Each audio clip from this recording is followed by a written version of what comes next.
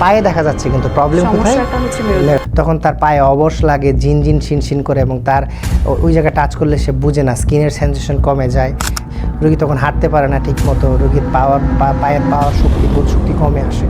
রোগী অনেক সময় বলেছে আমার প্রস্রাব আটকে গেছে, আমার পায়খানা আটকে গেছে। স্যার, একজন রোগী যখন ডায়াগনোসিস হয়েছেন পিএলআইডি, তো আপনাদের কাছে আসলে কী ধরনের চিকিৎসা আপনারা দিয়ে থাকেন? আমি সার্জন হয়ে সবসময় নন সার্জিক্যাল চিকিৎসাকে প্রমোট করার চেষ্টা করি। রোগীর প্রচণ্ড ব্যথা, তখন আমরা আমাদের মাই কেয়ার সেন্টারে যেটা করার চেষ্টা করি, অনেক ধরনের চিকিৎসা পদ্ধতি রয়ে গেছে, কিন্তু আপনাকে বৈজ্ঞানিকভাবে স্বীকৃত, সায়েন্টিফিক্যালি রিকমেন্ডেড এবং এভিডেন্স বেসড চিকিৎসাটাই আসলে নিতে হবে। সুপ্রিয় দর্শক, সবাইকে স্বাগত জানিয়ে শুরু করছি বৈশাখী টিভি স্বাস্থ্য বিষয়ক নিয়মিত আয়োজন বৈশাখী হেলথের আজকের পর্বে। সাথে আছে আমি ডক্টর শাবনা জাফরিন। দর্শক, আজকে আমরা কথা বলবো পিএলআইডি এবং এর আধুনিক চিকিৎসা এই বিষয়টি নিয়ে। এই বিষয়টি নিয়ে কথা বলার জন্য আজকে আমাদের মাঝে উপস্থিত আছেন doctor Sheikh Mohammad Abdullah Al Rafi, orthopedic trauma and spine surgeon, Shaheed Suhrawardy medical college, chief coordinator ও consultant, my care health and research. চলুন আমরা স্যারের সাথে পরিচিত হই। স্যার, আপনাকে স্বাগতম আমাদের আজকের অনুষ্ঠানে।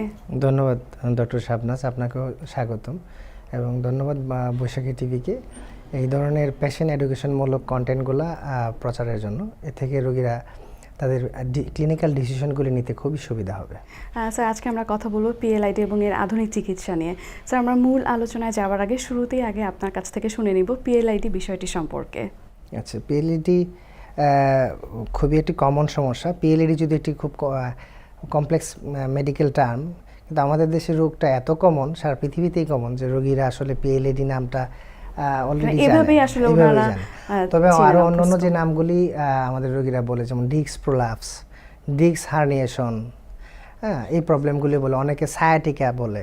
আমার এক রোগী এরকম অনেক টার্ম নিয়ে আমার কাছে আসছে, তো সে কনফিউজ আসলে তার কি হয়েছে। তো আসলে সবগুলি টার্মই সমানভাবে প্রযোজ্য। তো যেটাই বলি না কেন, তার আগে আমাদেরকে জানতে হবে, পিএলআইডির আগে জানতে হবে ডিস্ক কি, ডিস্ক জিনিসটা জানতে হবে, এবং ডিস্ক জানলে পরেই আমরা এই সমস্যাটা বুঝতে পারবো। ডিস্ক হচ্ছে মেরুদণ্ডের যে দুইটি হাড়, আমরা জানি মেরুদণ্ড আমাদের পিঠের যে লম্বা হাড়টা, যেটা আমাদের পিঠকে সোজা রাখতে সহযোগিতা করে, এবং গুরুত্বপূর্ণ হচ্ছে এই মেরুদণ্ডের ভিতর দিয়েই কিন্তু আমাদের মেরুদণ্ডের মধ্যে যে হাড়ের টানেলটা আছে, এই টানেলের ভিতর দিয়েই কিন্তু আসলে একটা খুবই গুরুত্বপূর্ণ স্ট্রাকচার, আমরা এটাকে বলি নিউরাল স্ট্রাকচার বা এলিমেন্ট, স্পাইনাল কর্ড এবং নার্ভ রুটগুলো কিন্তু যায়। এই জন্য এটা গুরুত্বপূর্ণ। সো এই দুই হাড়ের মাঝখানে একটা নরম জেলির মতন একটা পদার্থ থাকে, সেটাকে বলি আমরা ডিস্ক। এবং এই ডিস্কটা যদি ডিজেনারেটেড হয়ে যায়, অথবা ডিস্কটা যদি কোনো কারণে উইক হয়ে যায়, তখন চাপা পড়লে ডিস্কটা কখনো কখনো এইভাবে বের হয়ে চলে আসে। এই যে এখানে মডেলটাতে, এটা একটা সাইমুলেশন মডেল, এটা আমি আমার পেশেন্টকে দেখাই এইভাবে তাদের বোঝানোর জন্য। তো বেরিয়ে আসলে পরেই দেখেন যে এখানে একটা নার্ভ রুট যেটা আছে, এই নার্ভ রুটটাতে চাপ পড়ে এবং প্রচণ্ড ব্যথা তখন কোমর থেকে পায়ের দিকে চলে যায়। তো এটাই হচ্ছে পিএলআইডি বা ডিস্ক প্রোলাপস। সো ডিস্কের যে কোনো সমস্যাই এইভাবেই সমস্যাটা হয়ে থাকে আর কি। আচ্ছা স্যার, রোগীরা আপনাদের কাছে কি কি ধরনের লক্ষণ নিয়ে অথবা সমস্যাগুলো নিয়ে আসেন? রোগীরা আসলে প্রধানত এই পিএলআইডির প্রবলেম হলে যে সমস্যা নিয়ে আসে, সেটা আমরা বলি লিম্ব পেইন বা পায়ে ব্যথা। প্রায় ক্ষেত্রে রোগীরা এসে বলে, স্যার আমার পায়ে ব্যথা, আমার ডান পায়ে বা বাম পায়ে অথবা দুই পায়েই করতে পারে, পায়ের পাতা পর্যন্ত ব্যথা করে। তখন আমরা পরীক্ষা নিরীক্ষা এমআরআই করে আমরা দেখতে পাই যে ডিস্কে তার প্রবলেম হয়েছে, ডিস্ক প্রোলাপস হয়েছে। বলি যে আপনার কোমরের মেরুদণ্ডেতে সমস্যা। তখন রোগীরা আমাকে খুব ইন্টারেস্টিং প্রশ্ন করে যে, স্যার আমার সমস্যা তো পায়ে, কিন্তু আপনি বলতেছেন কোমরে। আমি তখন তাদেরকে প্রায় বুঝাই যে, দেখেন আসলে আপনার যদি কখনো কোনো দিন লাইটে আলো না জ্বলে, তখন প্রথম আমরা সন্দেহ করি কি সুইচ হয়তো নষ্ট। তাহলে সুইচে যদি কোনো প্রবলেম থাকে, তাহলে কিন্তু আসলে লাইট জ্বলবে না। আপনি ইলেকট্রিশিয়ানকে ডাকলে কিন্তু সে প্রথমে সুইচটা ঠিক করার চেষ্টা করবে। তো আপনার সুইচ হচ্ছে মেরুদণ্ডের যে নার্ভ, সেটা উৎপত্তি হয়েছে মেরুদণ্ড থেকে, এবং সেইখানে যেহেতু চাপ পড়ছে, তাই আপনার লক্ষণ পায়ে দেখা যাচ্ছে, কিন্তু প্রবলেম কোথায়? মেরুদণ্ডে। সো মেইন প্রবলেম হচ্ছে লিম্ব পেইন, বা এটাকে আমরা আবার বলি রেডিকুলার পেইন বা সায়াটিকা। আরও প্রবলেম হয় যখন নার্ভটা অনেক দিন ধরে চাপ পড়ে থাকে বা প্রচণ্ড চাপ পড়ে, তখন তার পায়ে অবশ লাগে, ঝিনঝিন শিনশিন করে, এবং তার ওই জায়গায় টাচ করলে সে বুঝে না, স্কিনের সেন্সেশন কমে যায়, এমনকি তার মোটর পাওয়ার বা মোটর পাওয়ারও লস হয়, এটাকে আমরা উইকনেস বলি। রোগী তখন হাঁটতে পারে না ঠিক মতো, রোগীর পায়ের পাওয়ার শক্তি বোধ শক্তি কমে আসে। এবং আরও অ্যাডভান্স অনেক বেশি হলে তখন যেটা হয়ে থাকে তখন রোগীর প্রস্রাবের সমস্যাও দেখা দিতে পারে এবং পায়খানার সমস্যাও দেখা দিতে পারে। সেটাকে আমরা বলি বাওয়েল অ্যান্ড ব্লাডার সিমটমস। রোগী অনেক সময় বলেছে আমার প্রস্রাব আটকে গেছে, আমার পায়খানা আটকে গেছে, অথবা প্রস্রাব যখন খুব সিভিয়ার হয়ে যায়। তো এই লক্ষণগুলি নিয়ে দেখা দেয়। কখনো কখনো শুধুমাত্র ব্যাক পেইন নিয়েও ডিস্ক প্রোলাপসের রোগীরা আসতে পারে। তখন আমরা এটাকে বলি ডিস্কোজেনিক ব্যাক পেইন, শুধু ব্যাক পেইন।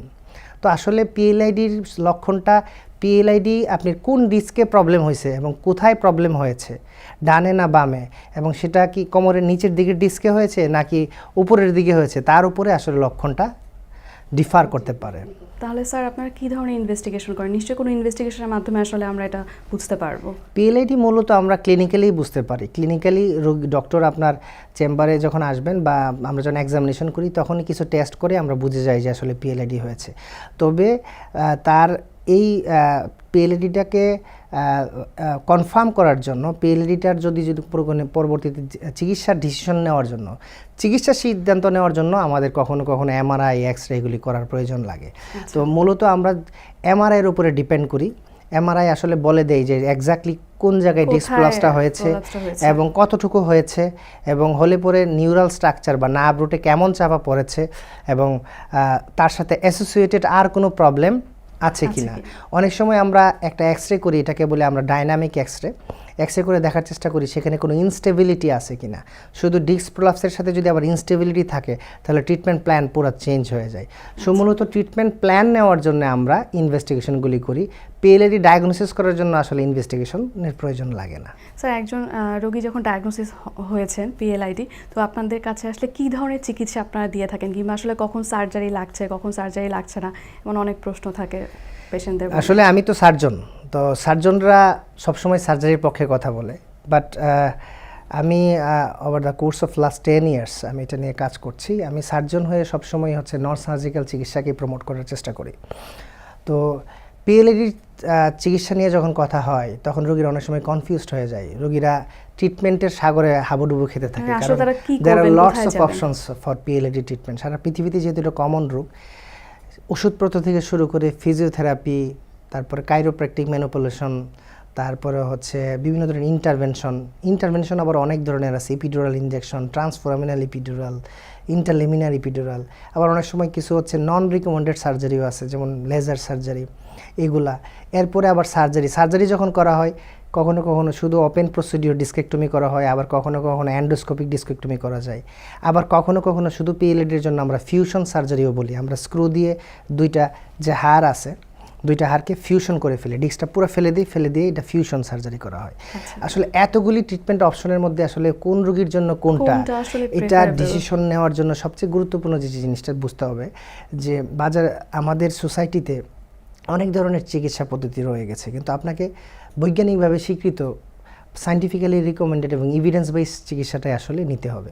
অনেক ধরনের চিকিৎসা আমরা দেখতে পাই যেগুলো আসলে বৈজ্ঞানিকভাবে স্বীকৃত নয়, কিন্তু কমার্শিয়ালি খুবই অ্যাভেলেবল, এবং রোগীরা অনেক সময় বিভ্রান্ত হয়। তো এক্ষেত্রে আমি সবসময় রোগীদেরকে পরামর্শ দিব যে এইসব ক্ষেত্রে ডিসিশন মেকিংটা খুবই গুরুত্বপূর্ণ। আমরা ম্যাক্সিমাম ক্ষেত্রেই চেষ্টা করব কনজারভেটিভলি চিকিৎসা করতে, মানে কনজারভেটিভ মানে কোনো সার্জারি ছাড়াই আসলে চিকিৎসা করার চেষ্টা করব। এছাড়া চিকিৎসাটা কি আমরা বলি ফিজিওথেরাপি এবং এক্সারসাইজ, লাইফস্টাইল মডিফিকেশন এবং পেইন ম্যানেজমেন্টটা আমরা করি। তবে কখনো কখনো যদি রোগীর বাউল ব্লাডার সিমটম হয়, যার প্রস্রাব যদি আটকে যায়, পায়খানা যদি আটকে যায়, অথবা যদি রোগীর মোটর সিমটম, নিউরাল সিমটম যদি দেখা দেয়, মানে পা যদি অবশ হয়ে যায়, ওই সময় ইমার্জেন্সি সার্জারি করা লাগতে পারে। সেটা নিউরোসার্জিক্যাল বা স্পাইন সার্জিক্যাল ইমার্জেন্সি আমরা বলে থাকি। আর লং লাস্টিংয়ে আমরা যদি দেখা গেছে যে হচ্ছে 1.5 থেকে 2 মাস পরেও যদি রোগীর পেইন ভালো না হয়, না কমে, তখন আমরা হয়তো সার্জারি অথবা নন সার্জিক্যাল ইন্টারভেনশন রিকমেন্ড করে থাকি। অথবা অনেক সময় রোগীর প্রচণ্ড ব্যথা, তখন আমরা আমাদের মাই কেয়ার সেন্টারে যেটা করার চেষ্টা করি, যেহেতু আমরা নন সার্জিক্যাল ট্রিটমেন্ট নিয়ে কাজ করি, আমরা প্রথমে এই যে রোগীর যে নার্ভ রুটটা আছে, যে নার্ভ রুটে চাপা পড়ছে, ঠিক এই নার্ভ রুটে সরাসরি ফ্লোরোস্কোপি বা কম্পিউটার মেশিনের সাহায্যে দেখে আমরা এই জায়গায় ডাই দিয়ে জায়গাটা নিশ্চিত করে এই নার্ভের পাশে হচ্ছে আমরা মেডিকেশন বাস ওষুধ দিয়ে দিই, দিলে পরে এইখানের যে ইনফ্লামেশনটা, ডিস্কের যে ইনফ্লামেশনটা এটা কমে আসে, ফুলাটা কমে আসে, সোয়েলিংটা আস্তে আস্তে কমে যায়, কমে গেলে নার্ভ রুটের প্রেশারটাও কমে যায়। তখন ম্যাক্সিমাম ক্ষেত্রেই দেখা গেছে গবেষণায় 50 to 60% পেশেন্টরা এরকম সিলেক্টিভ নার্ভ রুট ব্লক বা ট্রান্সফরমিনাল ইপিডুরাল স্টেরয়েডের মাধ্যমে ভালো হয়ে যায়। আর বাকি পেশেন্টদের কখনো কখনো সার্জারি লাগতে পারে। অনেক ধন্যবাদ, আপনি মূল্যবান সময় দিয়েছেন এবং খুব সুন্দরভাবে টামি দিয়ে আমাদেরকে বুঝিয়ে দিয়েছেন। আপনাকেও ধন্যবাদ। দর্শক, এতক্ষণ আপনারা আমাদের আলোচনা শুনছিলেন। আশা করি আমাদের এই আলোচনা আপনাদের কিছুটা হলেও উপকারে দিবে। আগামী পর্ব দেখার আমন্ত্রণ জানিয়ে আজকের মতো এখানেই বিদায় নিচ্ছি। সবাই ভালো থাকবেন, সুস্থ থাকবেন এবং বৈশাখী টিভির সঙ্গেই থাকবেন। আল্লাহ হাফেজ।